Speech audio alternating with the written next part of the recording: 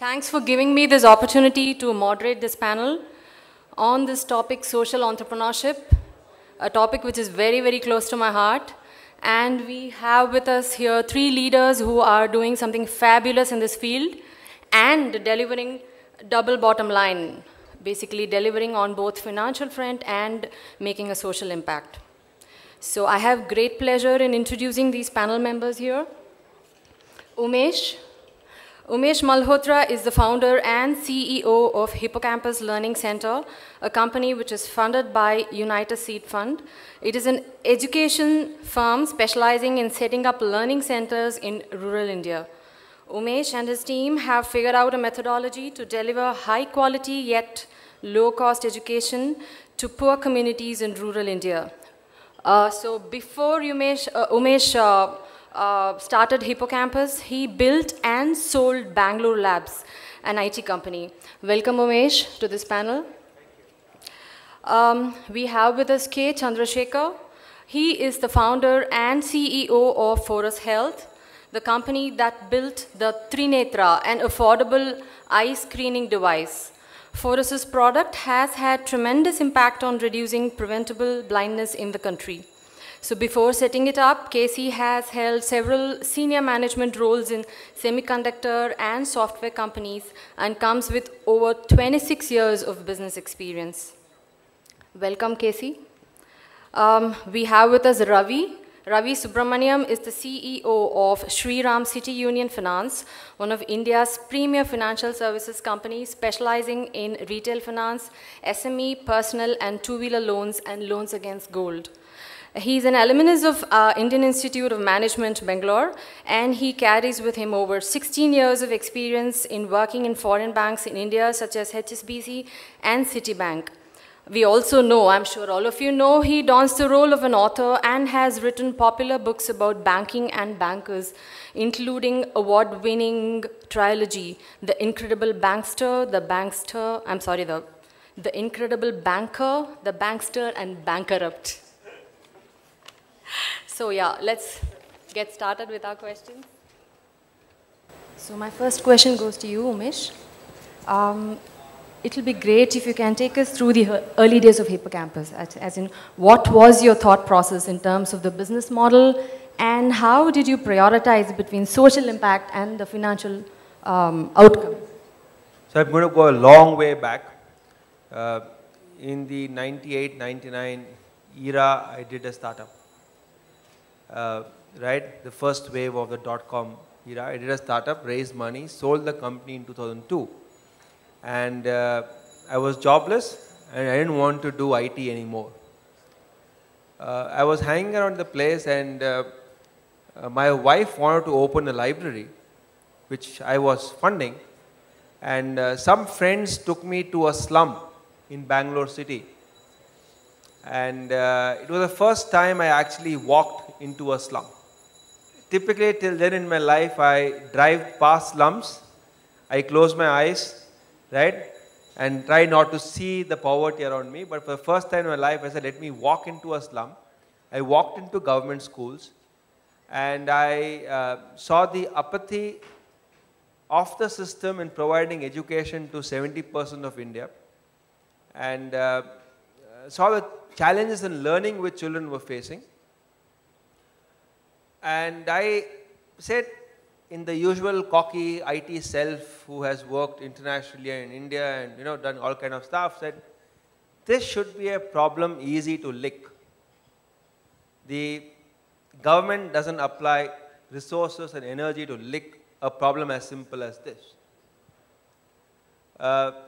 Little did I realize that the intellectual capacity which I had to lick this problem was nowhere enough. And I have seen so many really smart guys. I have many people who have gone to IITs, IIMs, who are trying to lick this problem in urban India, rural India, and woefully falling short. So I think for me the inspiration to start this was not driven by a double bottom line, but driven by saying that I can lick a challenge and let me try to put my hand in solving a problem. 6-7 years of doing that through a foundation which I had created, I realized that philanthropy is not going to solve the problem. We are going to solve this problem through a double bottom line, because parents in villages and rural India, I'll give you an example of a very simple thing which sort of triggered the entire thought into me. I was sitting in a village in Rajasthan, in Tonk district, and these women were complaining to me about the lack of access to quality education, and I said, you have a government school close by, why don't you go ahead and ask the headmaster that the education is not good enough, what are you doing about it? They said, we did, we went and tried. And the headmaster said, you come from a Meena caste, you're going to tell me a Kayas Brahmin what education is. So you need to go back and graze your sheep and let me do what I do. So that currently is what happens when you're offering services for free in a patronizing manner. And these were people who came out and said, give me a livelihood and give me the right to choose where I send my child to school because I want to build their future. Some of these events triggered it, and in 2010, we said we will go out and work predominantly in rural India and start a network of preschools initially in rural India, and we'll expand that into taking it into schools with time. In the last 5 years of starting this venture, we currently work in 213 such villages.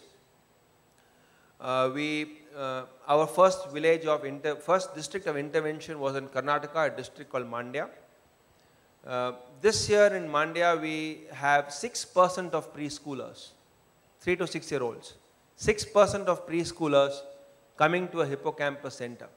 So what we see happening through this initiative of ours is we're able to make a grassroots change in which high quality, affordable education is happening at scale, district by district. And we therefore, we actually see ourselves working with 7.5–8% of children in every district in the next 15 years.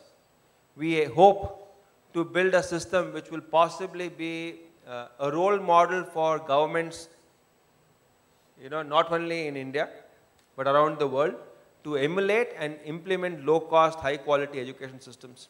So let's see where we go. Thanks, Umesh. So that would be, you started with the social impact cost and moved on to a double bottom line cost. Thank you so much. Next question to you, Ravi. So I'm going to start with the tagline for Shriram City, right? Money when you most need it. Can you take me through your approach to doing business at Shriram City with this tagline? Okay, just to give you a quick background, we operate largely in the southern states of Tamil Nadu and AP. Right. We have a huge network of about close to 700 branches. Right. And therein we lend multiple products to people at the bottom of the pyramid. In fact, when you go back and look at our entire portfolio, we have over 7 million customers. And about a couple of months back, we did a research which showed that we were not only the first time lenders to most of them, but we are probably the only lenders to most of them, across products in the two-wheeler space, across products in the SME space and the gold loan segment. Now, 90% of our customers are not even there on the bureau. So they don't have a single loan from anybody else. So that's the kind of approach we have. We help people build a credit track record. We get people who are used to borrowing from money lenders and pawnbrokers in their respective villages and local communities, and bring them into the organized sector. Now, there is a certain cost to it. Because it's an inherently risky business, our pricing is slightly higher. But the key challenge for that segment is not pricing. The key challenge for that segment is accessibility of finance. And the moment they have funding available, and the moment you build a successful business model around that segment of customers, you actually have multiple financiers rushing into that segment. And because you have multiple financiers coming in, suddenly you will see that the pricing over a period of time starts coming down for these customers. So inherently, this business model leads to accessibility of finance, over a period of time, a lower rate of finance for these customers, and a development of this community at large. So that's what we do as far as our customers are concerned. Bulk of our customers are people who are not social entrepreneurs as big as the ones on my right and left, but they are people who are social entrepreneurs in their own cause. They are people who operate in a village, people who run a small kirana store, people who probably take tuitions at a particular village, people who have auto rickshaws, and hence, they changed not the life of community, but changed the life of their own family and people around them. And access to these customers is fairly restricted, and we provide that access to finance to these customers. And lastly, what we also do, our approach to financing has been that we have 30,000 customers. We have 30,000 employees across the country. A lot of these employees have actually become entrepreneurs on their own.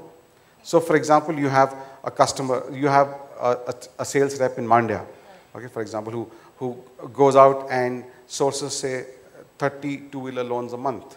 So we've gone ahead and empowered them and said, here, you take a 5 lakh seed capital, you start lending on your own, and then we lend them balance sheet support so the loan comes onto us.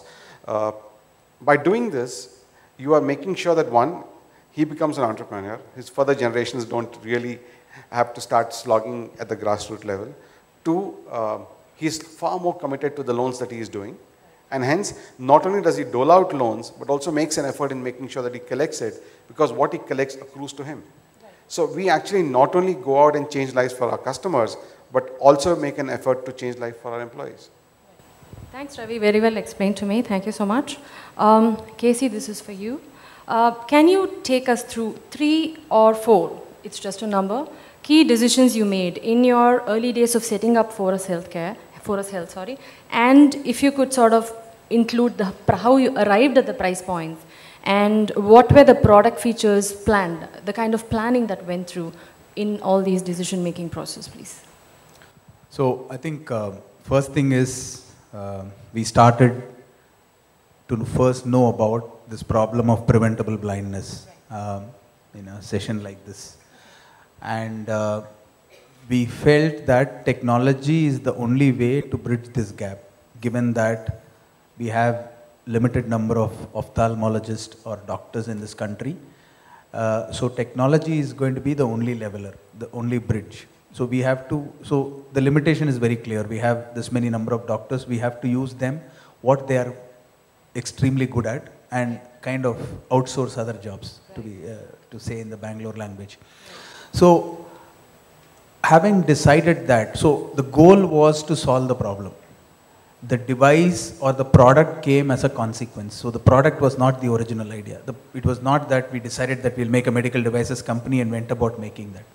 The idea was that this is the problem, understand deeper why there is a limitation, why this is happening, how can we play a role, understand that technology is going to be the only bridge, the only leveler. And one of the points which we also felt is, we had worked with companies like Philips, and we know that we were making cutting edge products, and we knew that these products were not affordable, right? And then we had the other spectrum, which is philanthropy. And philanthropy was not sustainable. So it was, even if it was Bill Gates, there is a limitation in the number of things what he can do. So we felt that there is a space in between, that if we can think like Philips, GE in terms of the products, but at the same time have a heart of a philanthropist, we can bridge this gap fairly well. So I think that is what is the point which drove us to make something like this. So this is very, very, at a very fundamental level, these are the decisions. And if you really look at it, all the decisions, because the device was a consequence, was driven towards how to reach people. So whether it is price, whether it is business model, whether it is the features in the product. So rather than making what is available, so in fact, we had not even seen a product which we made, which we were making by what was available internationally. They were 5-6 times our cost. We have never even gone and seen that, because we did not want to have an influence. We did not want to re-engineer a product. We wanted to think that, okay, this is the 5 specifications we need, and in order to go into the drawing board and see what we can achieve through technology. So fortunately, when people, did an IP diligence on us, when investors were investing, we were not only found unique in terms of our technology, but we were not infringing on the existing technologies. So that was not intended, but it happened by design, right? So that's something which it happened because we get the problem in mind and everything is around the problem. So the features were built around the problem, and instead of building the ultimate device, we wanted to make a mass product which was adequate and appropriate. Okay. So the moment you talk conversing, people will say, add this, why are you not having this? Why? So we were very clear that whatever is adequate and appropriate is what we will do. And that, at that particular price point, we were very clear, given that number of people who will visit, number of turnarounds they'll see, number of people they can see in a day. Those are things which can work around from a commercial standpoint also. Thank you. So starting with the problem and then hitting the solution is wonderful. Thank you so much.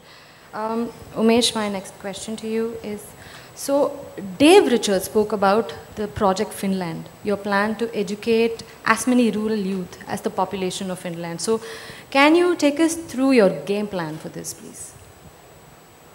Now, all of you know Finland is considered one of the best education countries in the world.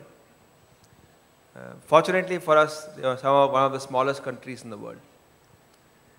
So as a marketing exercise, for our teams, for our investors, right, we came up with something called Mission Finland, which is to deliver quality to as many children in India as the country of Finland does, at 1% of the cost of Finland, with comparable outcomes. We primarily believe by doing this, we will be able to create a benchmark for African, Latin American countries. But to answer your question on how we go about doing it, today we run preschools and we have nearly 10,000 children studying in our preschools. And for those of you who have gone to school, typically you go to LKG, UKG, class 1 and then go on. The feeder system into going into school is for you to enter the kindergarten and go upwards. Our enrollment in the kindergarten program is doubling every year, which therefore means that as we stand right now, we actually have built a base. Right? We have 10,000 children running in kindergarten, and if you have class 1 to class 10, we actually have built a base for approximately 40,000-50,000 children already. And with this number doubling in the next 5 years, we expect to be educating close to 1.5 million children. Right? We already started schools, so we're expecting to educate that kind of population in the next, on an annual basis. So we'll have 1.5 million children in our school system on an annual basis, which is bigger than the country of Finland. And it's going to happen village by village. And in 5 years, we'll be working in approximately 2,000 villages in India. And that will help us build as the base, and then a certain number of schools to support these 2,000 villages. Great. Great. Good luck for that, Umesh. And for you, Ravi, and this topic must be very, very close to your heart as a banker yourself, ex-banker yourself. How about bank funding? Why is it difficult for social entrepreneurs to get funding from bank? How many of you have got funding from banks? I got the SME loan from State Bank for 1 crore. That was after probably we had. So that was basically for supplier credit and discounting bills. That is probably after we started making the product. Well, Indian banks are very regulated. It's a known fact. Despite that, they've built up $1 trillion and probably more than that asset book. If you look at the NPAs of the entire banking industry, they are on the rise, right? They are still low in terms of the numbers that we hear about, is 3 and 4%. But when you go back and look at the fact that in 2005, 2006, maybe 2007, when the industry went through a crisis, a lot of those assets were restructured. And when you go back and look at how many of those restructured assets have actually paid back, you would be appalled at the number. So those still are not counted as NPAs. They are counted as restructured assets. When you look at the NPAs and the restructured assets together, you're staring at a figure which is closer to about anywhere between 11 to 14%. Now, we had a similar problem way back in 98, 99, I think, when a lot of these infrastructure companies went through a fair bit of chaos, cement companies went through a fair bit of turbulence, but we came out of that. But it was never close to 12 and 13% that we are talking of today. And 12 and 13% of huge outstandings. And two, if banks have to provide for all these accounts and write them off at a point in time, this NPA problem has got the capability to erode the capital of many of our banks. I'm not saying all, but many of our banks. So banks today are saddled with bad debt, which they don't know what to do and how to improve. And two, so that's point number one. So for them, being extremely cautious is the order of the day. They have to be careful, and social entrepreneurs and funding early stage entrepreneurs is a high risk business, which banks at this point in time can't do. Two, banks are very happy lending 500 crores, 700 crores, 1,000 crores to large companies, rather than look at small entrepreneurs and start going after them with, say, a 10 lakh, 50 lakh, 1 crore kind of a loan. They're very happy with those large tickets because that helps them build profits and balance sheet, at least in the short run. I think what is a possible forum for lending to these entrepreneurs is NBFCs, which has not been exploited at this point in time. It's not been exploited at this point in time because the entire regulatory environment is not conducive. Today, if somebody goes delinquent, for me, it takes 3 years or 4 years to recover the entire money from him, even if the loan is secured. But what I have to do in those 3 years is, I have to provide for the entire loan, write off the entire loan, and after 3 years or 4 years, when I recover, take that into my profit.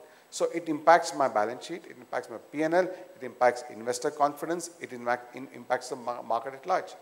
So banks and NBFCs are equally cautious at this point in time in funding early stage entrepreneurs. What needs to be done is probably a regulation which makes it easy for people to collect. And I'm happy that it's coming off at this point in time. There are a few regulations being talked about, if not implemented. Two, I think at some point in time, government must recognize that social entrepreneurs, funding to social entrepreneurs need to be recognized as a priority sector lending. Today, it's not recognized as priority sector lending. The way funding to MFIs or direct onward lending to MFIs is considered as a priority sector lending. The day that happens, and the day the government starts forming a regulation for easier debt collection, I think that's the day when most of the people will start funding to early stage entrepreneurs. Otherwise, it's still a long way off. Great. Thank you, Ravi. My question to you, Casey, is since affordability is a key selling point, right? Can you take us through your financial philosophy at Forus? So I think right from day one, there was no benchmark when we fixed our price. So it's not based on cost, it was not based on what competitors were quoting, because competitors were at that time 4 times our cost. So there was no, fundamentally if you ask me, there's no rationale. The rationale was that we felt that at this price point, so 2 things. One is we can't start off something very extraordinarily high, because even though our costs will be very high when the economies of scale have not been achieved, and bring down dramatically. So I can't start at 20 lakhs and come down to 2 lakhs over a period of time. So even when our costs were 4 lakhs, we still made something at 5 lakhs. And the next step was to ensure that we bring down the cost and continue to bring down that 5 lakhs to around 4 lakhs. That's been the philosophy what we have been working. Because we were fairly clear in what would be the return on investment for a potential service provider, a doctor or will be, and how many number of patients he should see, and at what price point the patient will be able to pay. So what is very important is if you're try to work on the base of the pyramid, you should work on numbers which are like 50 rupees or 20 rupees or 100 rupees at affordable. So that was the math which was worked out. So that is, we continue to do it in all products what we do. So it's not based on what is our cost at the time when we launch. Obviously that will be almost equivalent to the selling price, sometimes even more. But the idea is, can we bring down the economies of scale? Can we look at the large numbers? What is the size of the problem? Is it 70 million diabetes or 20 million babies who are born? What is the size we are looking at? And for which it is not only important to make the product, you have to actually spend very, very tough time in actually implementing them. That is what a lot of people miss out. Implementation, I would say, is 70% of the problem. Great.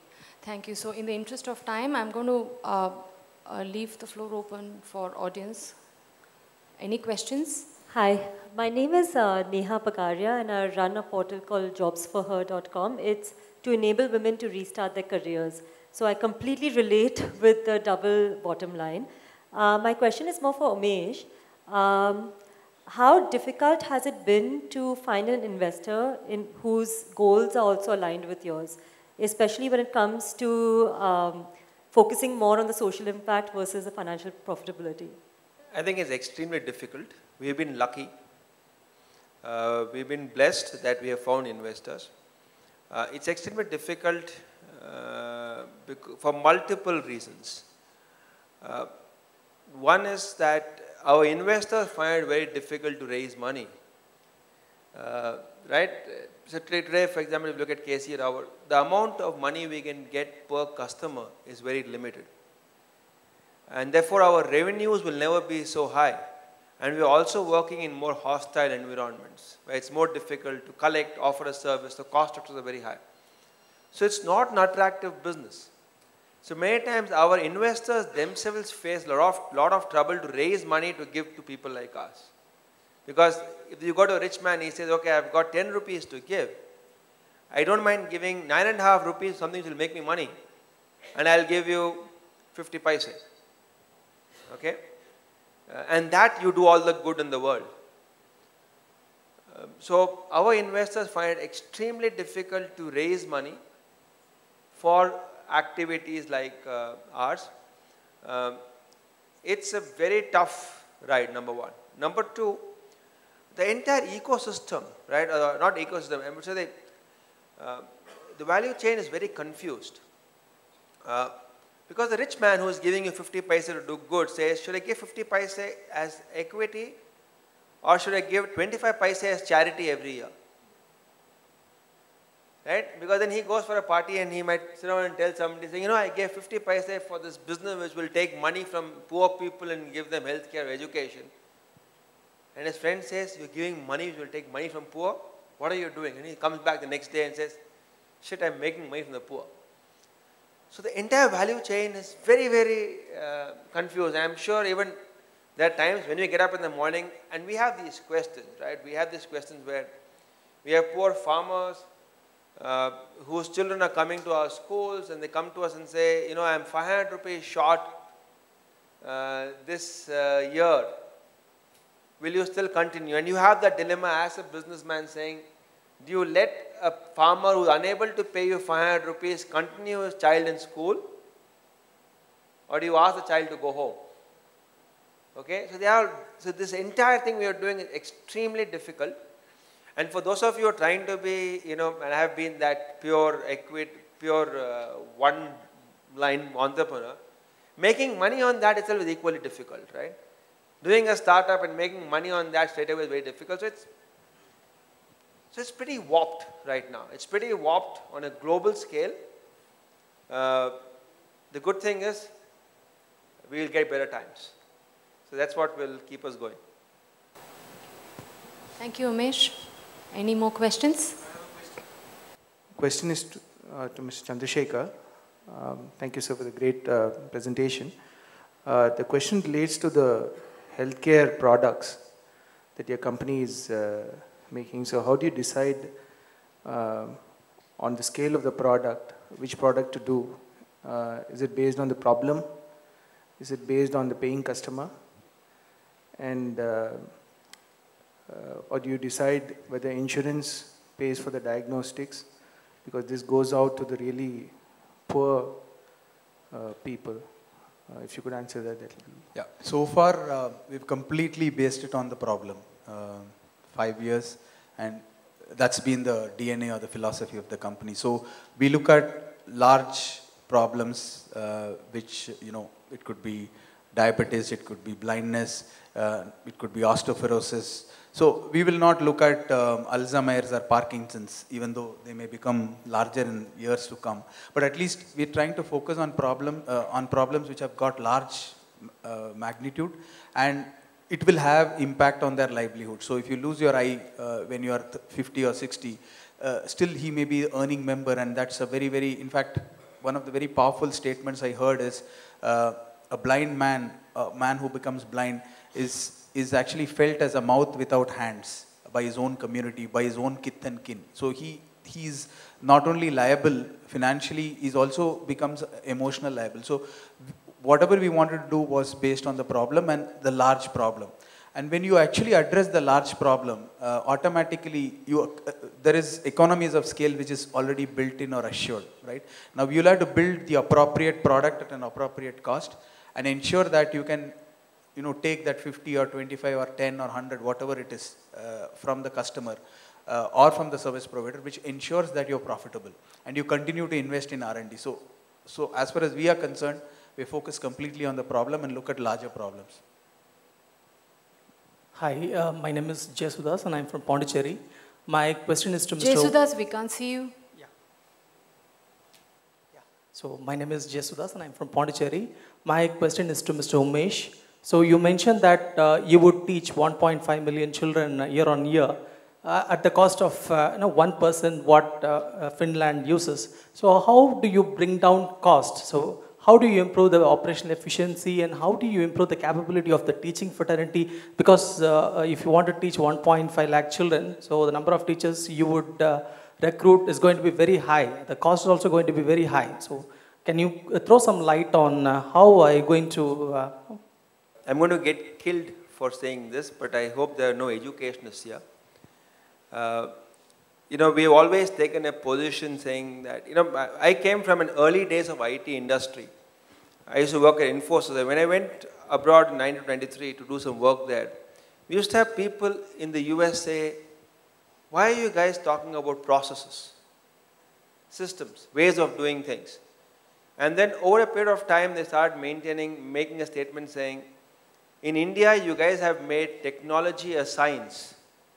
In the US, we kept technology or computer programming as an art. So till now, teaching has been treated like an art. You need great teachers, inspirational people to come out and make children learn. And you'll always hear stories saying, you'll remember this fantastic teacher from school. Okay? So even in India, teaching was an art. We believe teaching is a science. Okay, so we are taking those components of that process of teaching and trying to make it something which a large community of people can do. So we take women who have finished their 12th. We have a 6-step selection process copied from Google. Okay, and 12% of women who apply to us get a job as a teacher. We have a well-defined set of things they have to do on a day-to-day basis, which is the scheme of work for them is laid out very well, like your software managers will give you a scheme of work to do for the week. A scheme of work is laid out for them for an entire year with great detail. On a monthly basis, we train them and support them, and as and when they want, we give them the mentoring guidance they need. Just like what happens in large software companies, large manufacturing companies. So we believe that, and we have over the last 4 or 5 years proved that today we have 600 women working with us as teachers. So we have been able to demonstrate that, and we therefore believe that when we have to take 600 to 20,000, it's something which will come in handy for us. Any more questions? We can take one last question. Hi Umesh, I'm Meera. It's not related to investments, any of those things. We know that India, one of the greatest problems and its richness is the variety. So content is going to be a big thing when it comes to teaching across so many regions. Even within a state, we have so many variations. So what is, how have you addressed that? There's always a difficult question I have no answer for. This is one of those. I would say very poorly. Okay, taking Henry Ford's model, you can get any car you want as long as it's black. So at this point of time, not a great job. We do exactly the same thing we do in Belgaum as we do in Mandya. We allow the teachers to implement the changes. So, for example, different parts of the state have different festivals at different times. You know, actually, if you go down to taluk level, you have villages having different festivals. Somebody has got that Devika Puja happening at this time. So then, we allow them to have the flexibility to do special events which are local to them at the community level. But they're still small things. We don't do something really, great. I think those would be the steps of next level of evolution as we get better and better and crack the problem. We have been reminded about this many times and we know we suck at it. Right. Thank you. Thank you very much, gentlemen. Thank you very much for taking time off and being with us. And really sorry for the delay in starting this. And like Umesh, you will definitely. So like you said, hope the sector sees better times. Thank you so much. Thank you.